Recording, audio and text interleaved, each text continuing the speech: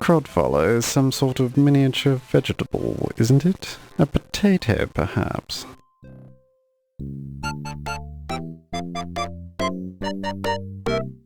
He runs one of the local Chinese laundries. Pretends to be Chinese so he can get more business, but he has a terrible accent.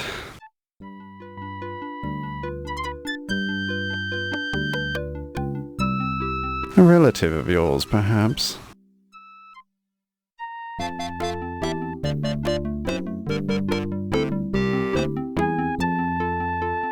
Rather an unfortunate name, I think.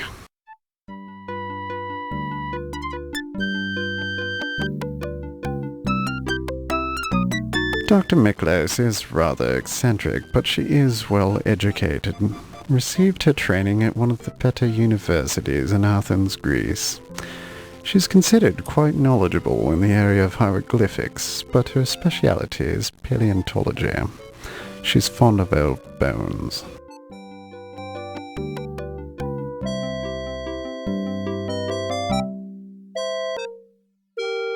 That trollop sleeps with everything that moves, and some things that don't. It's only by sheer strength of will that I've resisted her advances so far.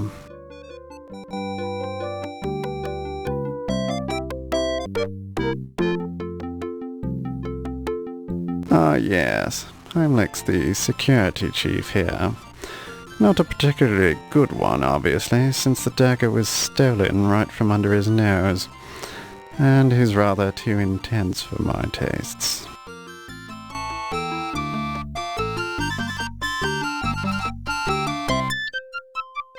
Steve Dorian. The stevedore with the ridiculous name. He's the fellow who helped unload my artifacts from the steamship. If it weren't for his odd name, I would have forgotten him entirely.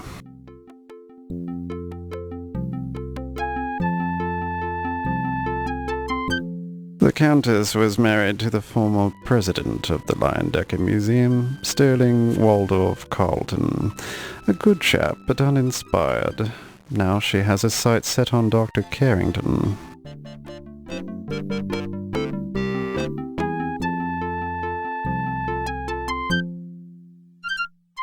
Of course I know Ramses. There were several of them, actually. Ramses I was pharaoh during the 19th dynasty from 1307 to 1306 BC, but Ramses II made more of an impact on ancient Egypt. From 1290 to 1224 BC, Ramses II undertook a succession of gargantuan construction projects which left his mark in the face of Egypt for thousands of years. His mortuary site at Thebes, the Ramesseum, contains a temple to Amon-Ra, a royal palace, a mortuary temple, and several storerooms. Actually, I was referring to Ramses Niger. Never heard of him.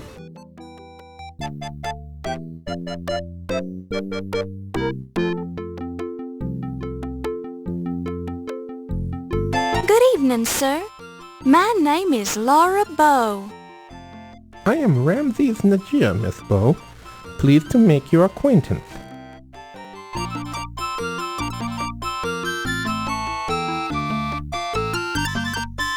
Are you an Egyptologist, Mr. Niger? No, not professionally. I have always been interested in the history of my country and made a point of studying it. I am particularly interested in ancient Egyptian religions.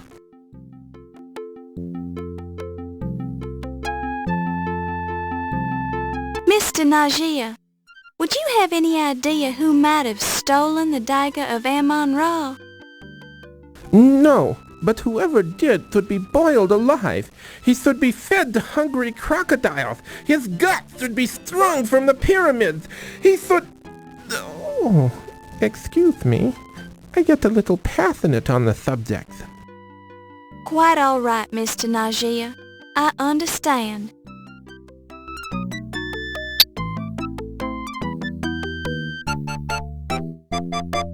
Mr. Niger, Would you say that 1926 has been a good year for you? Well, yes, I would have to say so. Business in America is booming, and many people need an accountant. I have not wanted for work, and my beloved wife Isis is soon to deliver our third child. I suppose I am as happy as a man should be. Congratulations on the upcoming blessed event, Mr. Najia.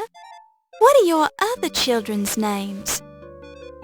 Well, there's Horus and Amon, and the new baby shall be named Anubis, after the wise and just Lord of the Dead. Oh, how lovely. But what if the child is a girl? The name shall be Anubis either way. It is a wonderful name for either a boy or a girl.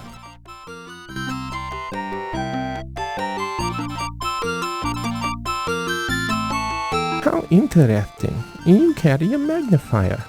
Are your eyes poor? I am very nearsighted myself. It came from years of looking at tiny little numbers.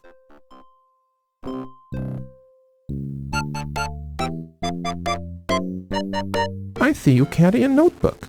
I carry one too, in case I should think of some particularly exciting mathematical formula at an inconvenient time.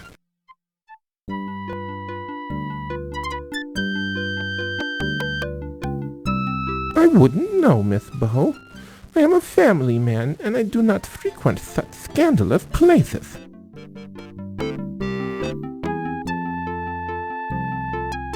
Do you like the city of New York, Mr. Najia? Well, it is a very lucrative place for an accountant to set up shop, but the city itself is rather large and frightening.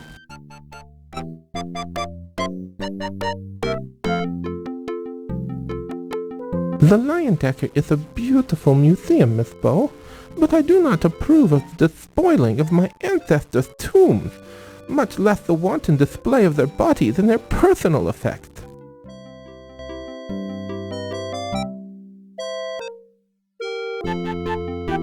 Oh dear, the docks are very rough places, Miss Bow. I stay away from them. I would suggest that you do the same. Attractive young ladies like yourself are the favorite prey of the jackals who prowl there at night.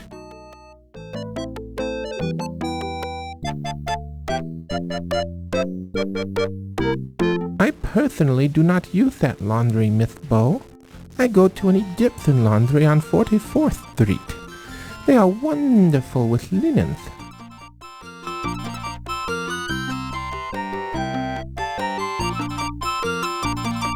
The police are useless.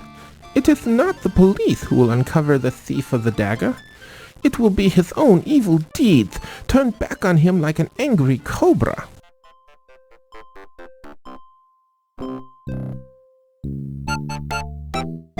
I enjoy the Tribune very much, Miss Bow. I read the financial page every morning of my life.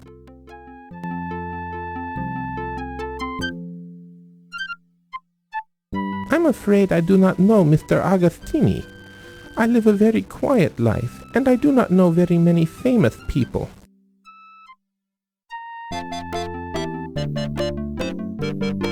A thousand curses on that man! He defiled the tombs of my sacred ancestors for his own personal glory. He doesn't care a fig for what's right and what's wrong. His own evil deeds will catch up with him, though. Just wait and see.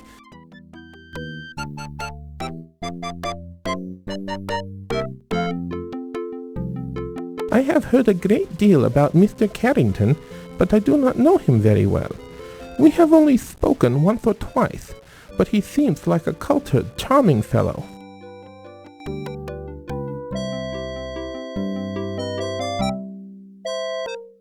To be perfectly honest, I do not care for Mr. O'Reilly.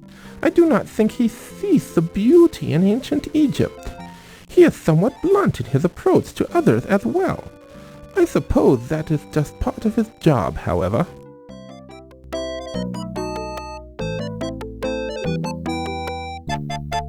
Crodfallers?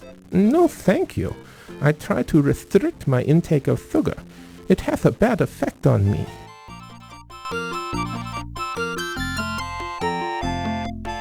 afraid I do not know the gentleman.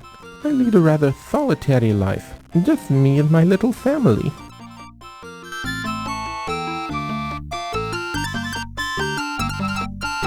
John Bow is your father? I have never had the pleasure of meeting him. I have never been to New Orleans, you see. That much humidity doth not agree with me.